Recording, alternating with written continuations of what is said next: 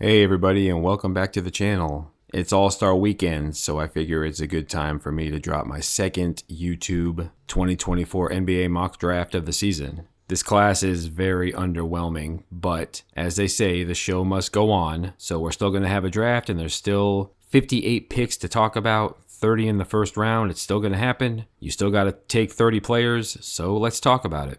With the first pick, the Detroit Pistons, who won the lottery in this simulation with the worst record in the NBA, select Alex Sarr, big man from France. So this draft doesn't have that surefire number one guy. Everybody's got serious warts. Sarr is probably the safest bet to go number one right now. He's got good size, a very solid defender, a developing offensive game, has the potential to knock down three-point shots. So at the worst, you're going to get a guy who can defend the paint, rebound, run the floor. Not exactly someone to get super excited about if you have the first overall pick and you're having a miserable season like Detroit has, but like I said, these are the guys available in this class. So I think Sarr is a guy who will probably be the first pick, regardless of who lands that selection, because he can fit in with pretty much anybody, can play center, can play power forward. You always want a guy with energy, with a nice jump shot, and somebody who can really get after the ball, block shots, and rebound. You may not have an all-star,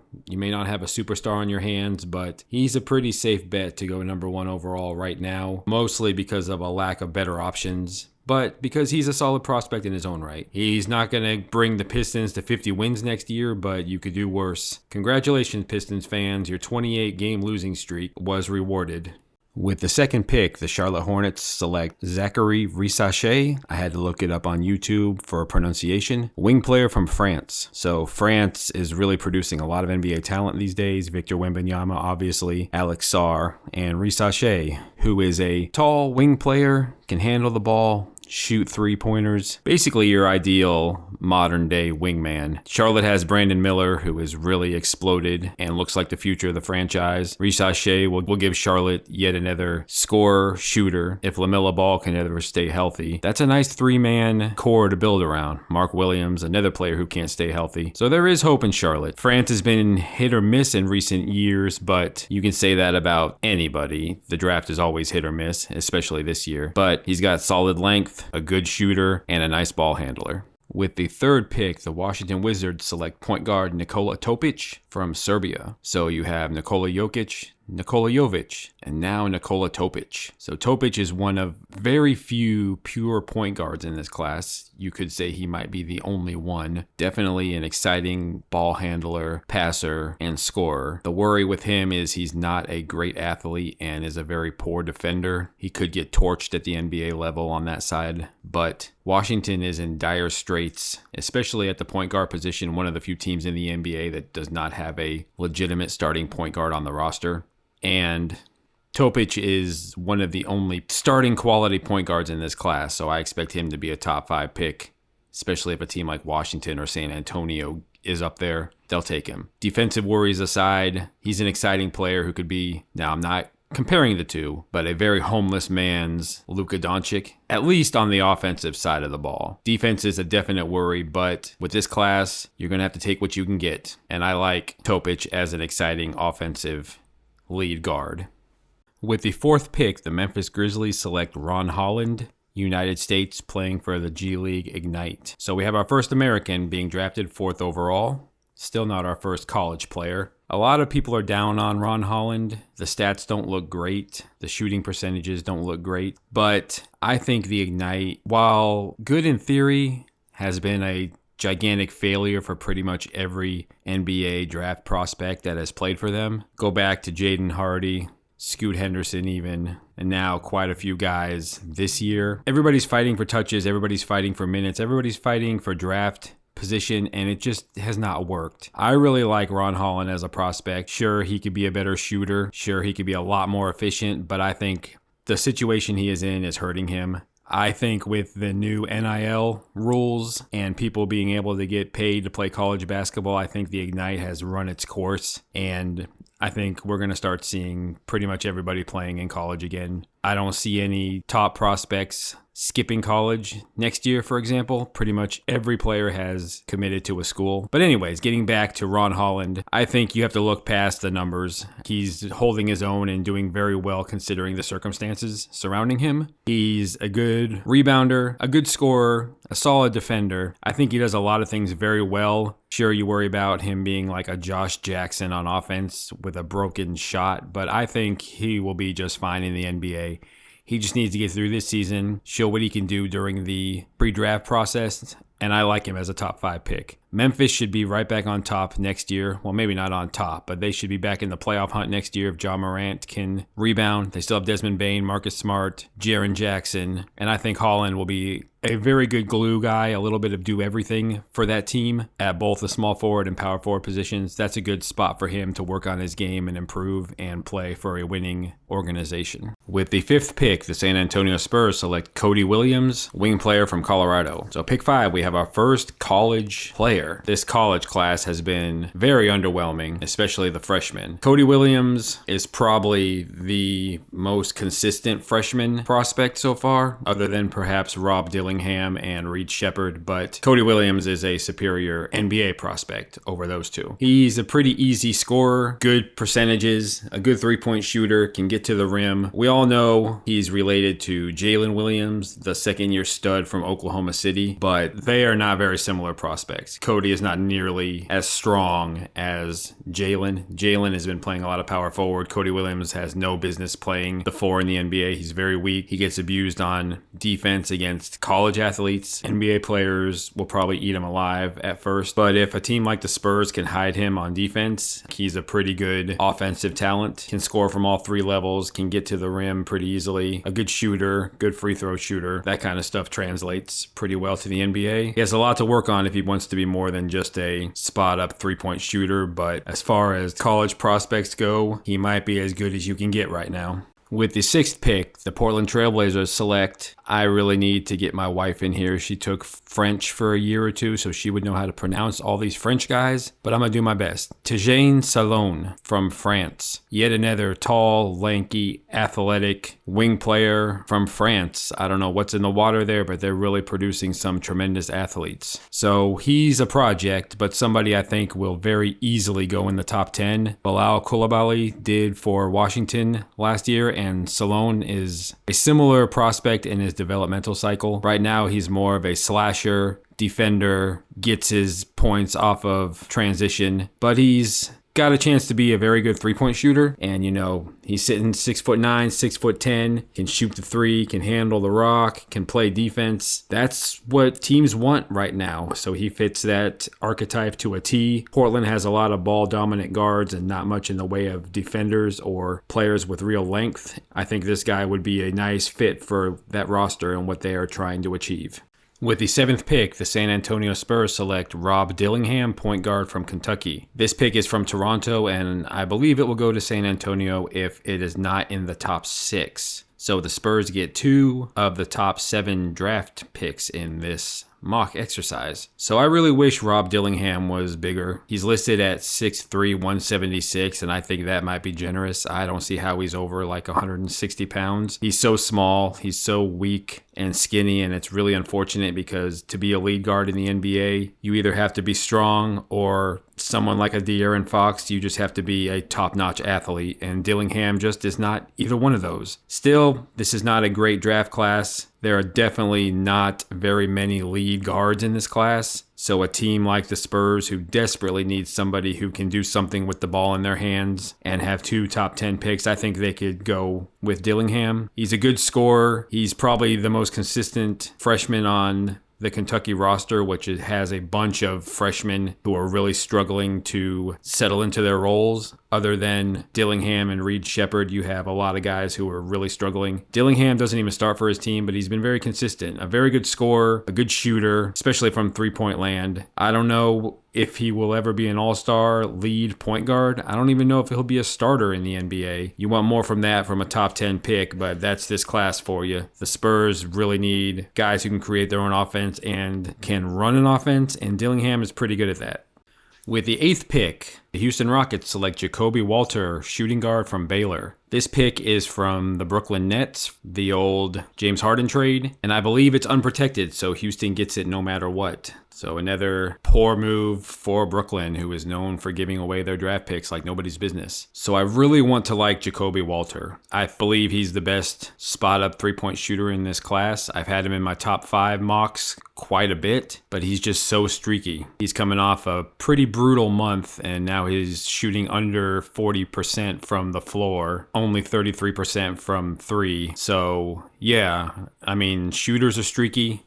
Walter is no exception. You like his free throw percentage, 85%. That's usually a good indication on how well of a shooter you'll be in the NBA level. I like him a lot. I think he's going to be just fine as a starting shooting guard in the NBA. But I wonder if he's going to be better than, a Detroit Pistons era Kentavious Caldwell-Pope. If he's going to be any kind of a difference maker or just a guy who gets you, 12 to 15 points basically off of making a few three-pointers per game. Houston has a lot of ball handlers and a lot of guys who need the rock, so I think Walter would be a good fit as a spot-up three-point shooter, but he's got the potential for a lot more, just needs to gain that consistency. He's a guy I could see easily cracking the top 5 when Combine and all that other stuff rolls around. I've had him in my top 5 before. He could catch fire again if he comes out and drops 20 points per game in the tournament, knocks down half his shots, he'll shoot right back up there. Just on a cold streak right now, but he's a pretty solid scorer. With the 9th pick, the Atlanta Hawks select Stephen Castle, shooting guard from Connecticut.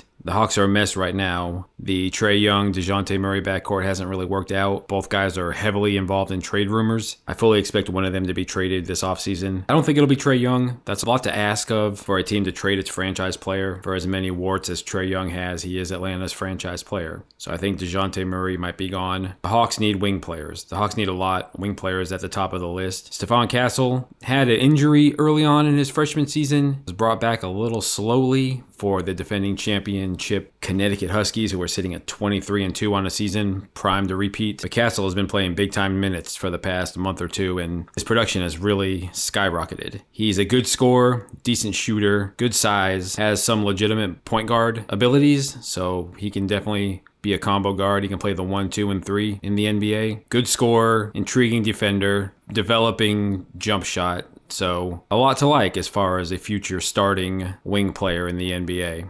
With the 10th pick, the Oklahoma City Thunder select Kyle Filipowski, center from Duke. This pick is from the Houston Rockets. I believe it's from the Russell Westbrook trade that happened forever ago. The Thunder have so many draft picks coming their way. They have 2 picks in the lottery in this mock, and they have one of the best records in the NBA. Sam Presti sure knows what he's doing. Kyle Filipowski definitely made the right decision to return to Duke for his sophomore year. He's had a very good season, one of the better big men in college basketball. I think he can be a decent NBA starting center. He's a good scorer, a decent shooter. Now, he's not much of a defender. He's pretty slow, but he can block some shots. He can get some defensive rebounds. So if he works hard, he could become a Nikola Jokic-like passable defender, but make no mistake, he's in there for his offense. Good scorer. Would be a nice compliment to Chet Holmgren in Oklahoma City's front court. He has starting caliber traits as a center. May not be anything spectacular, but should be a solid pro for quite a while. With the 11th pick, the Oklahoma City Thunder, this time from the Utah Jazz, select Matas Buzelis, small forward, United States, playing for the G League Ignite. Now, I talked about the Ignite and the struggles that players have been having before. Buzelis is not really performing very well right now and hasn't been all season. Started off with an injury, fighting for minutes and touches with a bunch of other guys looking for the same to get into the first round of the draft. It's hard sometimes. Buzelis theoretically has talent as a stretch 4 who can block shots, but right now he's not doing the stretch part of that.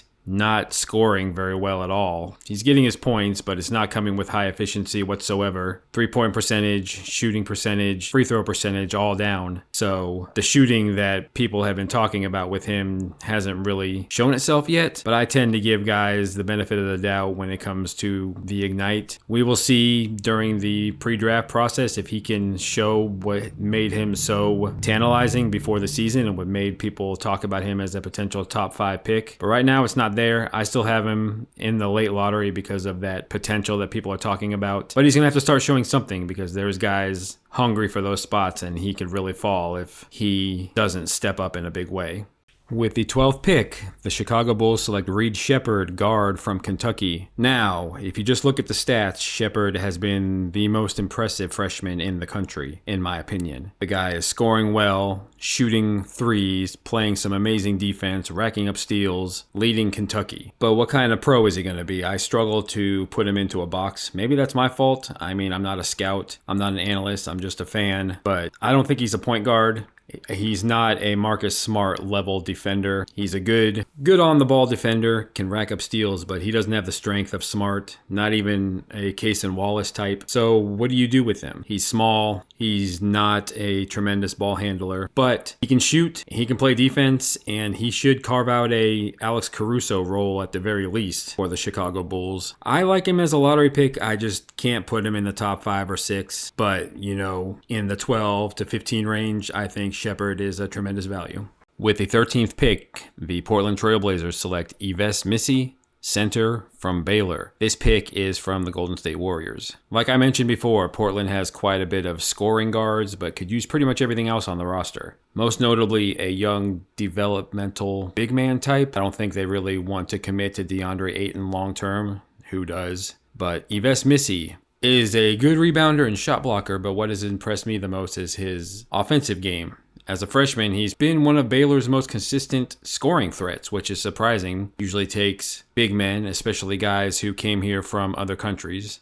Missy is from Cameroon. Usually takes them a little while to get going on the offensive department, but Missy has quite a few 20-point games on his resume already. Still a work in progress on that side of the ball, and he's not a three-point shooter, but he's an athletic big man who can hit some mid-range shots, has a good post game, can get some points on putbacks, and is a developing rebounder and shot blocker. Might take him a while to get going in the NBA, but I think he has the potential to be a starting center. With the 14th pick, the New Orleans Pelicans, this pick is from the Lakers, select Isaiah Collier, point guard, USC. So very, very early on this season, I'm talking the first week or two, Collier looked like the most impressive freshman. Very small sample size, obviously. He was scoring it pretty well and shooting it pretty well. But after that, his efficiency plummeted, as did his assist to turnover ratio. He turns the ball over way too much to be a full-time lead guard. Probably best off as a combo guard backup who can score and run the offense if necessary. Definitely talented, but what type of player is he in the NBA? Not really the type of point guard that you're looking for these days. But very late in the lottery,